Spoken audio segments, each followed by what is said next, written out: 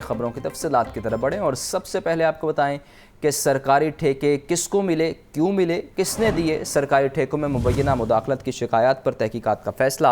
Hospitals میں تعمیر و مرمت، پارکنگ اور کنٹینرز کے ٹھیکوں کے تھرڈ پارٹی آڈٹ کروانے کی تجویز۔ وزیر اعلیٰ پنجاب مریم نواز نے سرکاری ہاسپٹل سے متعلق تحقیقاتی ادارے سے ابتدائی رپورٹ مانگ لی ہے۔ ابتدائی رپورٹ مانگ لی گئی ہے۔ سرکاری ٹھیکے کس کو ملے، کیوں ملے، کس نے دیے، اس بارے مزید تفصیلات جانتے ہیں بیورو چیف حسن رضا سے۔ حسن بتائیے۔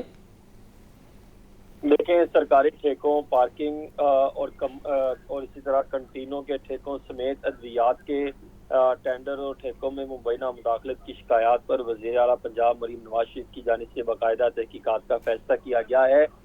سرکاری اسپتالوں میں تعمیر و مرمت کے ٹھیکوں، پارکنگ اور کنٹینز کی تھرڈ پارٹی آڈٹ بھی کروانے کی تجویز دی گئی ہے۔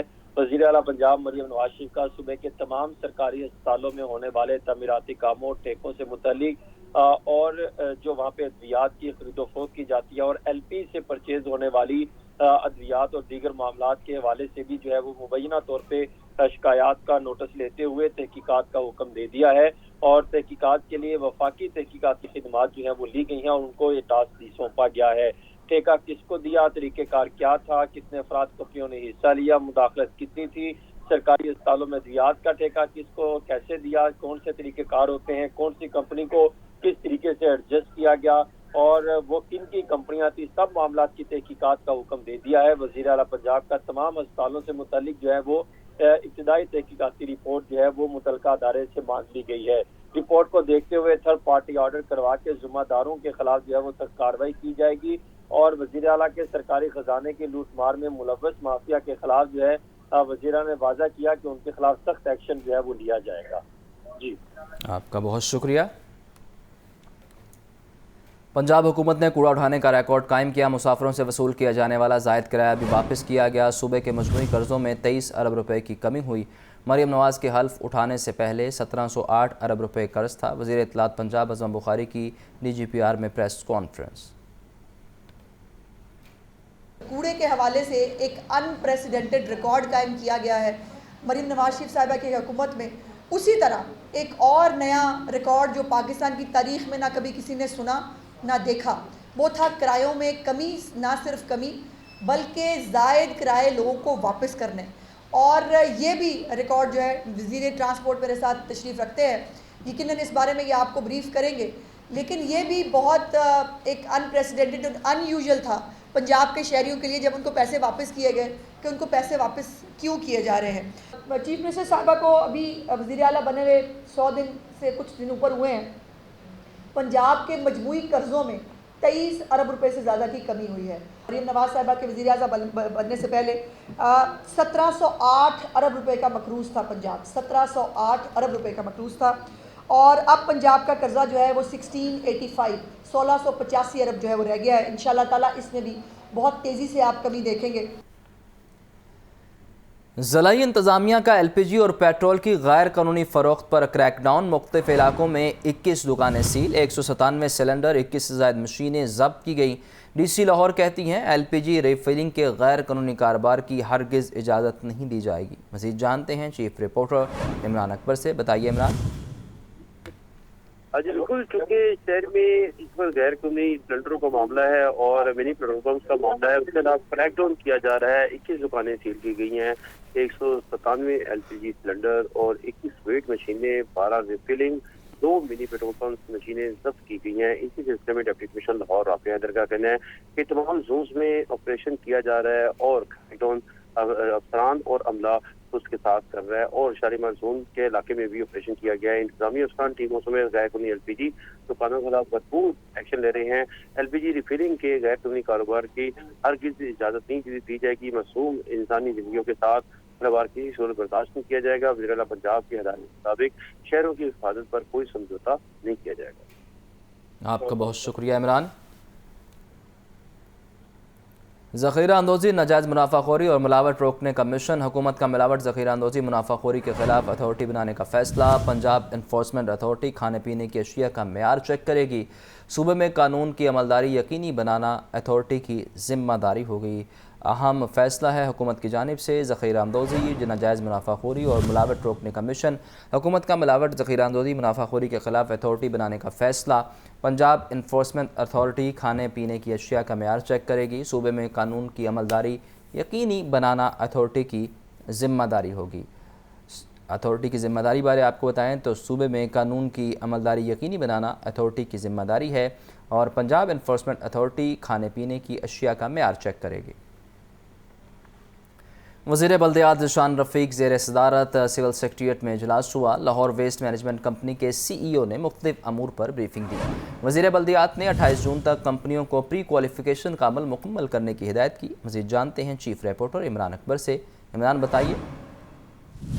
आज बिल्कुल चूँकि अब सुथरा पंजाब की जो है आउटसोर्सिंग का मामला है, जिसके सिलसिले में वज़ीर बल्दियात ज़ीशान रफ़ीक की ज़ेर सदारत सिविल सेक्रेटेरिएट में इजलास हुआ है। सेक्रेटरी लोकल गवर्नमेंट स्टील एमएल मियां, स्पेशल सेक्रेटरी आसिया गिल ने शिरकत की है। पंजाब से वेस्ट मैनेजमेंट कंपनीज के CEOs भी बजरिया वीडियो लिंक शामिल हुए हैं। इस वाले से लाहौर वेस्ट मैनेजमेंट कंपनी के CEO बाबर साहब ने इजलास पर ब्रीफिंग दी है और बल्दियाती इदारों वेस्ट मैनेजमेंट कंपनियों ने ईद पर नामुमकिन काम को मुमकिन कर दिखाया।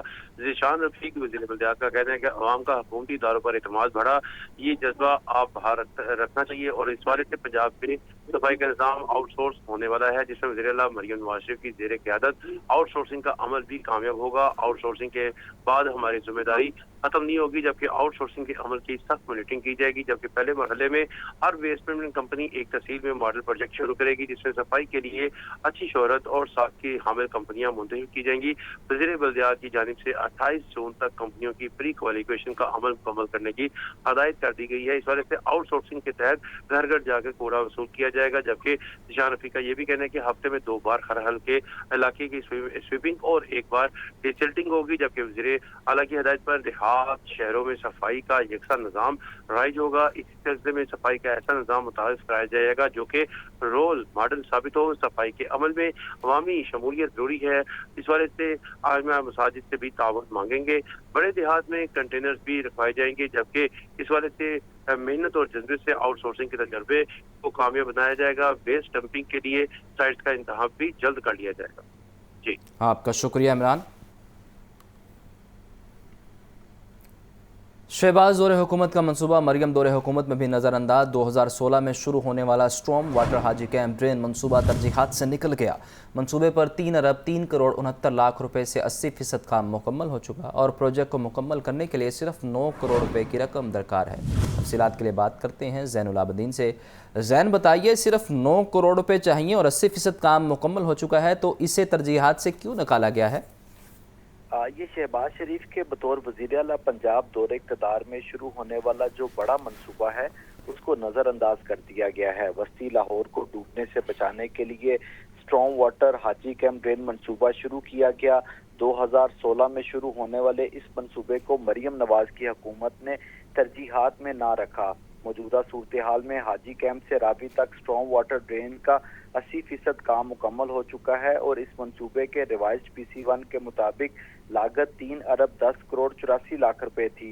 इन 8 सालों के दौरान इस प्रोजेक्ट पर 3 अरब 3 करोड़ 59 लाख रुपए खर्च हो चुके हैं। अब वासा प्रोजेक्ट को मुकम्मल करने के लिए मजीद 9 करोड़ रुपए की रकम दरकार है, लेकिन पंजाब हुकूमत ने माली साल 2024-25 में वासा को हाजी कैंप ड्रेन के लिए मुकम्मल फंड्स ना दिए। मंसूबे के लिए दरकार 9 करोड़ रुपए में से सिर्फ 1 करोड़ रुपए रकम की मंजूरी दी गई है, जबकि इस प्रोजेक्ट को आइंदा 3 साल तरक्याती प्रोग्राम में शामिल कर लिया गया है। दस्तावेजात के मुताबिक हाजी कैंप ड्रेन मंसूबा आइंदा 2 साल में भी मुकम्मल ना हो पाएगा। माली साल 2025-26 के बजट की तजावीज़ में हाजी कैंप के लिए 3 करोड़ 30 लाख रुपए के फंड्स रखने की तजवीज़ की गई है। आपका शुक्रिया ज़ैन। मैट्रिक के सालाना इम्तिहानात के नताइज का ऐलान 9 जुलाई को होगा। पंजाब बोर्ड कमेटी चेयरमैन के इजलास में तारीख को हतमी शक्ल देगी। पंजाब के तमाम तालीमी बोर्ड्स में एक साथ नताइज का ऐलान किया जाएगा। आतिफ परवेज से मज़ीद जानते हैं, बताइए आतिफ। मैट्रिक के सालाना इम्तिहानात है वो तो मुनक्किद हो गए थे, ताहम इनके नताइज के हवाले से जो तारीखें सामने आ रही थी, लेकिन अब जो कल इंटर बोर्ड जो चेयरमैन बोर्ड कमेटी का इजलास हुआ है उसमें तारीख को फैसला जो है कर लिया गया है और जुलाई के दूसरे हफ्ते में मैट्रिक के सालाना नताइज का ऐलान किया जाएगा। और जो डेट फाइनल की गई ज़राए के मुताबिक 9 जुलाई को मंगल के रोज ये नताइज जारी किए जाएंगे। गुज़िश्ता रोज होने वाले इजलास की सदारत सेक्रेटरी हायर एजुकेशन ने की, जिसमें तमाम जो तालीमी बोर्ड हैं उनके हुकाम ने शिरकत की और जो इम्तहानात के बाद जो पेपर मार्किंग है उसकी सूरत हाल का जायजा लिया गया, जिसके बाद ये फैसला किया गया है कि 9 जुलाई को सालाना नताइज जो है वो जारी किए जाएंगे और लाहौर समेत तमाम तालीमी बोर्ड जो है एक ही वक्त में एक ही दिन जो नताइज जारी करेंगे। जी, आपका बहुत शुक्रिया आतिफ। सेशन कोर्ट में अमीर बालाज कत्ल केस की समाअत अदालत ने मुलजिम सुहेल महमूद की दरख्वास्त जमानत मंजूर कर ली। मुलजिम को 1 लाख रुपए के मुचलकों की एवज रिहा करने का हुक्म। मुलजिम सुहेल महमूद पर एहसन शाह को तीफी बट से मिलवाने का इल्ज़ाम है। नुमान नूर से मज़ीद जानते हैं, बताइए नुमान। नुमान अगर सुन पा रहे हैं तफसीलात से आगाह कीजिए। जी, सेशन अदालत ने दीपी भट्ट कत्ल केस पर जो है वो समाअत हुई है। इस हवाले से अमीर बलाज कत्ल केस में बड़ी अहम पेशरफ सामने आई। अदालत ने मुलजम मलक सुहेल महमूद की दरख्वास्त जमानत जो है वो मंजूर कर दी है और अदालत ने मुलजम को 1 लाख रुपए की जमानती मुचलकों की रिहा करने का हुक्म जारी कर दिया है।